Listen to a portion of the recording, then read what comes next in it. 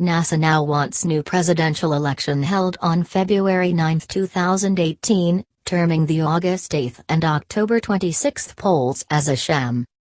The opposition on Tuesday kicked off its plan to establish people's assemblies in all the 47 counties. The group intends to use the platform to push for creation of a new electoral body to oversee the proposed presidential poll.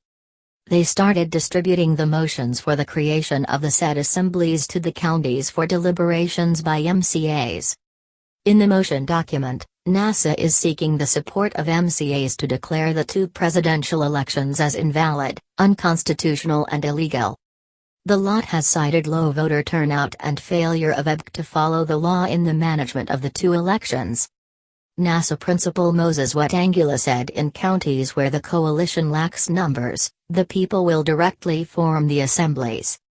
In cases where either of the affiliate parties wields majority, they will set the assemblies through the MCAs, he said at the coalition's offices. As we have said before, we are not powerless against a government that has closed its ears to reason and logic, Wetangula said. He said Kenyans shall henceforth exercise their sovereignty up to and until the holding of proper elections in this country through the assemblies.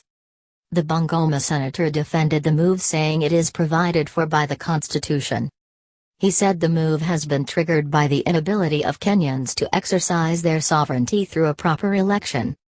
The assemblies will have governors, deputy governors, senators, members of the National Assembly, MCAs, religious leaders, members from trade unions, civil societies and representatives of youths and women organizations. The assemblies, according to Wetangula, will constitute a convention in Nairobi to discuss and determine the pathway to democracy and constitutionalism. The move comes a day after NASA leader Raila Odinga led supporters in ditching Safaricom for Airtel.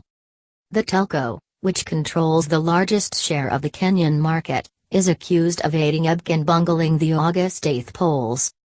The election was nullified by the Supreme Court on September 1 over illegalities and irregularities which it argued affected the results. This saw President Uhuru Kenyatta, who was declared winner, subjected to a fresh race with the 7 candidates.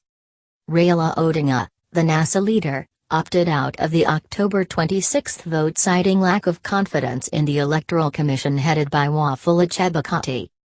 IEBC declared Uhuru the winner of the second vote on October 30, a decision that NASA has rejected, saying they don't recognize the win.